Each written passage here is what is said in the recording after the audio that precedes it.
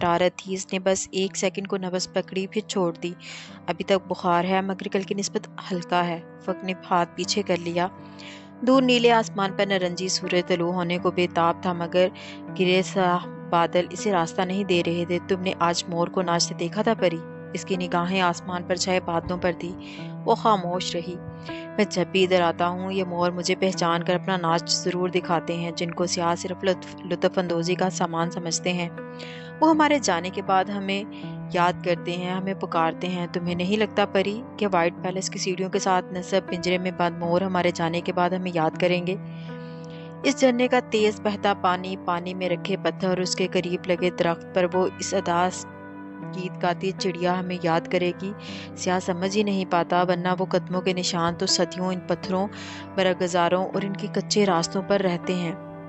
कल शाम तुम्हें क्या हो गया था उफ़क़? वो खामोश हुआ तो इसने पूछा। सवाल इतना गैर मुतवक्के था कि उफ़क़ ने चौंक कर इसे देखा। कल शाम?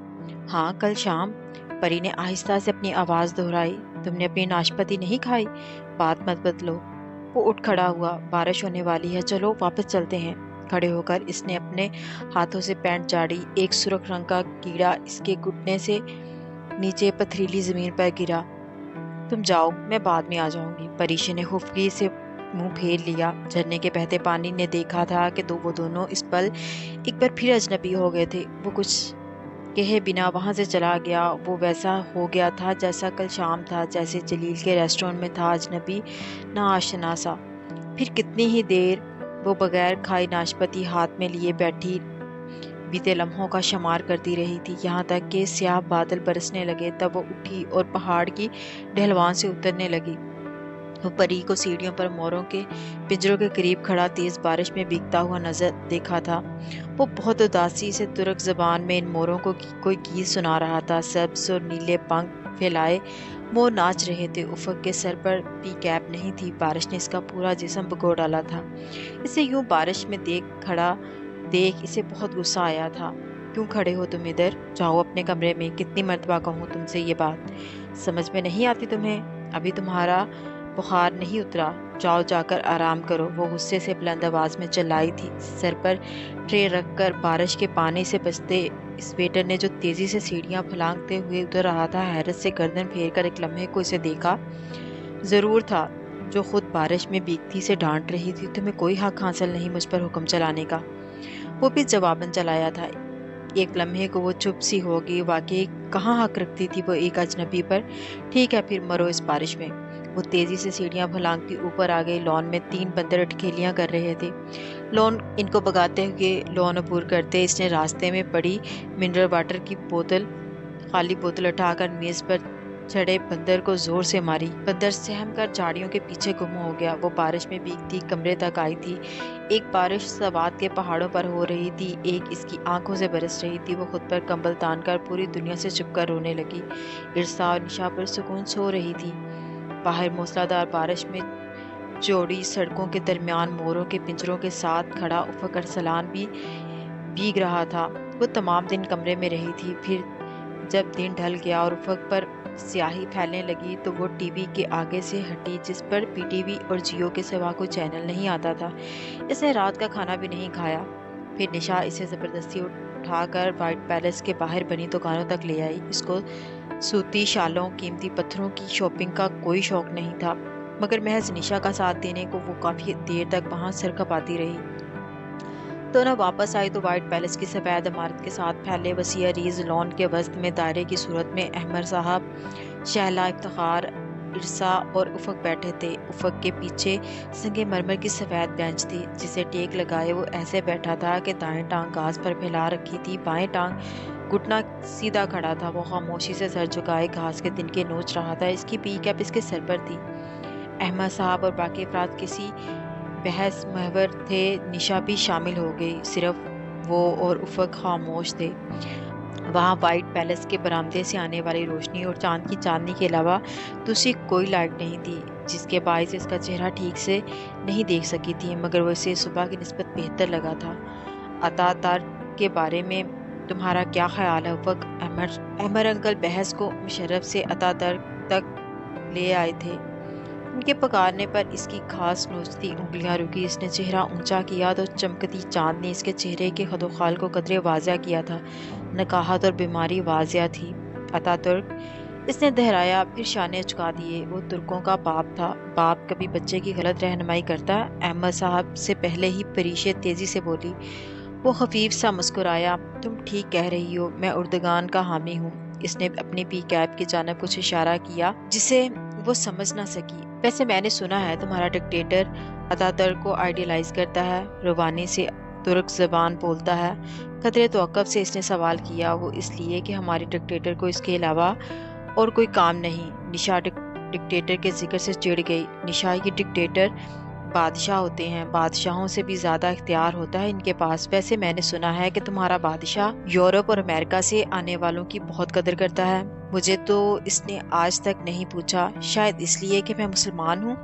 فکر مت کرو، تم رکا پوشی سر کر لو، تمہیں کوئی ایوارڈ دلوا ہی دیں گے۔ نشا نے کہا۔ کون سا ایوارڈ؟ نشان حیدر، وہ دلچسپی سے بولا۔ نہیں، وہ تو شہید ہونے کے بعد ملتا ہے، ملٹری اعزاز ہے۔ خیر، تم پہلے پاکستانی پہاڑ سرگو قومی اعزاز کے بارے میں بعد میں سوچیں گے۔ وہ بدمزہ سا ہو کر پیچھے ہوگا۔ میں کیشر، بروم ٹو، براڈ پیک اور ناگا پربت سر کر چکا ہوں۔ تمہارے صدر نے مجھے کبھی نہیں بلایا۔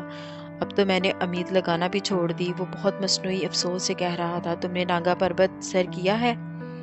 دی کلیئر ماؤنٹین پریشے چونکی تھی۔ ہاں، وہ کیب ٹھیک کرتے ہوئے اٹھ کھڑا ہوا۔ میں چلتا ہوں، آپ لوگ باتیں کریں۔ پری کی نگاہوں نے لو نپور کر کے سیڑھیاں چڑھتے افق کا دور تک تعاقب کیا تھا۔ آج وہ موروں کے پنجروں کے پاس نہیں رکا تھا۔ محفل جاری تھی جب وہ وہاں سے اٹھ کر اوپر آ گئی۔ وہ افق کی تلاش کر رہی تھی۔ وہ مستقل لان میں نہیں تھا، نہ ہی اپنے کمرے کے آگے بنے برآمدے میں۔ وہ تو اپنے کمرے میں بھی نہیں تھا، لان میں اس رات بندر بھی نہیں تھے۔ وہ تیسری منزل پر آ گئی۔ ایک نگاہ میں اس نے اطراف کا جائزہ لیا۔ چکور ہاتھے کے دائیں طرف کونے میں جا کر ایک بالکنی بنی تھی، اسے وہاں افق کی جھلک دکھائی دی۔ وہیں آ گئی۔ وہ بالکنی پرانے وقتوں کے محلوں کی طرز پر بنی تھی۔ اس کی ریلنگ اونچی تھی جس پر کوہنیاں ٹکائے وہ قدرے جھک کر نیچے جھرنے کو دیکھ رہا تھا۔ وہ اس کے عقب میں آ کر کھڑی ہوگی۔ اس کی کیپ کا پچھلا حصہ اس کے سامنے تھا، اس پر سفید مارکر سے کسی نے ہاتھ سے لکھ رکھا تھا، ہیل ٹو ٹائپ اردگان۔ اس نے یہ فقرہ پہلی بار نوٹ کیا تھا۔ افق اپنے گرد و پیش سے بے خبر دھیمی آواز میں کچھ گنگنا رہا تھا۔ سون اکاشام استورین انج پانا سوزون۔ یکدم کسی کی موجودگی کا احساس کر کے اس نے پلٹ کر پیچھے دیکھا۔ تمہاری کیپ پر طیب کے غلط فقرے لکھے ہیں۔ طیب کے آخر میں بی آتا ہے، تم نے پی لکھ رکھا ہے۔ اس کے نام کو سوالیہ نظروں سے گھورنے پر جو اس کے منہ میں آیا بول پڑی۔ میں نے نہیں لکھا۔ چہرہ واپس جھرنے کی طرف موڑ کر وہ بے نیازی سے بولا، یہ جیکنگ کی کیپ ہے۔ اس نے لکھا ہے، ترک زبان میں بی کی جگہ پی استعمال ہوتا ہے۔ یہ اس نے انگریزی میں اس لیے لکھا ہے کہ وہاں ترک میں لوگ انگریزی سے اور وہاں کی ملٹری اردگان کو پسند نہیں کرتی۔ مگر تمہاری انگریزی تو بہت اچھی ہے۔ وہ اس طرح ریلنگ پر کوہنیاں ٹکائے کھڑی ہو گئی۔ فرق یہ تھا کہ وہ سامنے دیکھ رہا تھا اور وہ اسے۔ میں بچپن میں کافی عرصہ امریکہ میں رہا ہوں، شاید اس کا اثر ہے۔ اچھا، تم نے جیکنگ کی کیپ کیوں لے رکھی ہے؟ میں مصر جا رہا تھا تو انقرہ کے ایئرپورٹ پر یوں ہی مذاق میں نے اس کی کیپ چھینی، اس نے میری، بس پھر بعد میں واپس ہی نہیں کر سکا۔ وہ رکا اور قدرے توقف سے بولا، ہم دونوں انجینئر ہیں اور سائٹ پر جاتے ہوئے کیپ لیتے ہیں کہ دھوپ ہوتی ہے تو بس عادت پڑ گئی ہے۔ اور یہ مفرل، اس نے گردن میں موجود مفرل کی طرف اشارہ کیا۔ افق نے گردن جھکا کر اسے دیکھا۔ یہ مفرل نہیں ہے، یہ ترکی کا جھنڈا ہے۔ اوہ، وہ حیران ہوئی۔ میں تو اسے مفرل سمجھی تھی۔ میں اسے رکا پوشی لہرانے کو لایا ہوں۔ وہ پھر سے اندھیرے میں دیکھنے لگا۔ وہ اس کی جانب دیکھنے سے دانستہ گریزاں کر رہی۔ تم ابھی کیا گا رہے تھے؟ کچھ نہیں، ہمارا ایک لکھاری ہے، احمد امت، اس نے لکھی تھی ایک نظم۔ پھر وہ رخ موڑ کر ریلنگ سے ٹیک لگا کر کھڑا ہو گیا اور دونوں بازو سینے پر باندھ لیے۔ کیا مطلب ہے اس کا؟ افق اس کا مطلب سمجھانے لگا۔ مجھے سناؤ، ویسے ہی جیسے تم ابھی گنگنا رہے تھے۔ وہ ضد کر رہی تھی۔ چند لمحے خاموش رہا، پھر وہ بہت مدھم آواز میں گنگنانے لگا، سون اکشم ستون، زندگی کے سفر میں بکھرنے سے، ملن کی آخری شام کے ڈھلنے سے، اور ایک دوسرے کی سانسوں دھڑکنوں کی آخری آواز سننے سے کہ جس کے بعد تم میری دنیا سے دور چلے جاؤ گے۔ تمہیں مجھ سے ایک وعدہ کرنا ہوگا کہ جب بھی سورج طلوع اور ان طویل گلیوں میں روشنی کے قطروں کی طرح گرے گی اور ارارات کے جامنی پہاڑوں پر جمی برف پگھلے گی، اور پھر جب اس برف میں دبی داستان مرارا کے پانیوں میں جائے گی، تب تمہیں مجھ سے ایک وعدہ نبھانا ہوگا کہ اس رات کے بعد اپنی زندگی میں آنے والی ہر صبح کی ٹھنڈی ہوا اور ہر بارش کے بعد گیلی مٹی اور جامنی پہاڑوں پر دودھ کی سی جمی برف کو دیکھ کر تم مجھے یاد کرنا کہ یہ میرا تم پر اور تمہارا مجھ پر قرض ہے۔ وہ اسی مدھم سر میں ریلنگ سے ٹیک لگائے آنکھیں موندے گنگنا رہا تھا، اور وہ اس کے لہجے میں اس کی آواز میں کھوئی ہوئی تھی۔ تفتہ بادل گرجے تو افق چونک کر رک گیا اور گردن اٹھا کر سیاہ تاریک آسمان کو دیکھنے لگا۔ چلو چلتے ہیں، بارش ہونے لگی ہے۔ وہ چل پڑا۔ پری اس سے پیچھے اس کے جوتوں کے نشان پر جو گھاس میں گم ہو رہے تھے پاؤں رکھتی چلنے لگی۔ نیچے اپنے کمرے کی چوکھٹ پر پہنچ کر دروازہ بند کرنے سے پہلے افق نے ایک لمحے کو رک کر اس کی آنکھوں میں دیکھا۔ I am sorry for every thing. صبح والے واقعے کے متعلق دھیمے سے کہہ کر اس نے دروازہ بند کر دیا۔ وہ بے اختیار مسکرا دی۔ جمعرات 28 جولائی 2005۔ سوات کے پہاڑوں پر ٹھنڈی پرنم بادلوں سے ڈھکی صبح اتری تھی۔ سورج ابھی پوری طرح طلوع نہیں ہوا تھا۔ کل کی طرح آج بھی باتوں نے آسمان کو اپنی جاگیر بنایا ہوا تھا، مگر آج ان کا رنگ ہلکا تھا۔ خدا کرے آج بارش نہ ہو۔ اپنے کمرے سے باہر برآمدے میں آتے ہوئے اس نے دل ہی دل میں بے اختیار دعا مانگی تھی۔ آج انہیں سوات سے کلام جانا تھا۔ کلام تھا تو ضلع سوات تحصیل ہی، مگر پھر بھی لوگ مینگورہ اور سید شریف کو ہی سوات بولتے تھے۔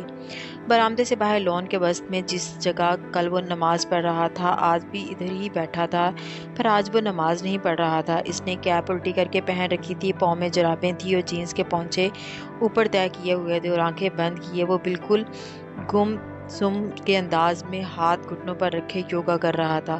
وہ دبے قدموں سے چلتی اس کی عقب میں آئی، جوتے ایک طرف اتارے اور اس کے پیچھے دائیں طرف سے ہو کر بدھو والے انداز میں الٹی پلٹی کر کے بیٹھ گئی۔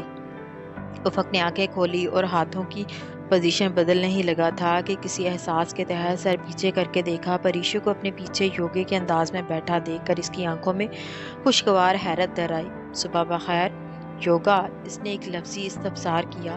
صبح بخیر، ہاں یوگا۔ وہ گھاس پر لیٹ گیا، بازو سر کے پیچھے کر کے پاؤں گیارے کی اینٹوں تک لمبے کیے اور فلور پوز کرتے ہوئے پوری قوت سے اینٹوں کو دھکیلا۔ کب سے کر رہی ہو یوگا؟ 2 منٹ پہلے سے، وہ اپنے جواب پر خود ہی ہنس پڑی۔ واقعی؟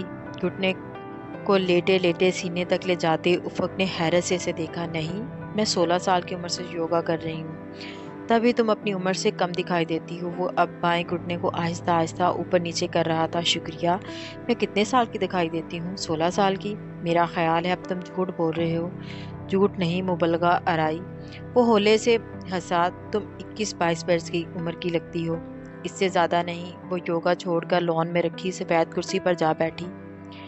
کیا ناراض ہو گئی؟ وہ ماؤنٹین پوز کر کے لیے کھڑا ہوا تھا۔ او نہیں، اس نے نفی میں گردن ہلائی۔ میں ہفتے میں 3 دن یوگا کرتا ہوں۔ آج وہ دن نہیں ہے۔ وہ سر ہلا کر خاموشی سے یوگا کرتا رہا۔ کتنی ہی دیر خاموشی چھائی رہی۔ دور جنگل سے جانوروں کے بولنے کی آوازیں وقفے وقفے بعد سنائی دے رہی تھی۔ کتنے بجے جانا ہے کلام؟ وہ اس سے کوئی بات کرنا چاہتی تھی سو یہی پوچھ لیا۔ ظفر نے 8 بجے کہا تھا۔ اپنی مشق ختم کر کے اس نے گھاس پر رکھی کیپ جو اس نے لیٹنے سے پہلے اتار دی تھی اٹھا کر سر پر رکھی اور میز پر پڑی گھڑی اپنی کلائی پر پہننے لگا۔ تم کتنی دفعہ ان علاقوں میں آ چکے ہو؟ 2 مرتبہ پہلے آیا تھا، ایک مرتبہ تب جب گلیشیئرز بروم 2 سر کرنے آیا تھا، اور دوسری بار 2 سال پہلے وہ گھاس پر بیٹھا جوگرز پہن رہا تھا۔ 2 سال پہلے کیوں آئے تھے؟ کیوں ہی؟ وہ سر جھکائے جوگرز کے تسمے بند کر رہا تھا۔ پریشے جواب کے انتظار میں اس کے ہاتھوں پر نگاہیں مرکوز کیے تھی۔ بائیں کلائی پر پہنی گھڑی کو آج پہلی دفعہ اس نے غور سے دیکھا۔ اس کے سیاہ چمکتے ڈائل کے درمیان میں ہیروں کا چھوٹا سا اہرام بنا تھا۔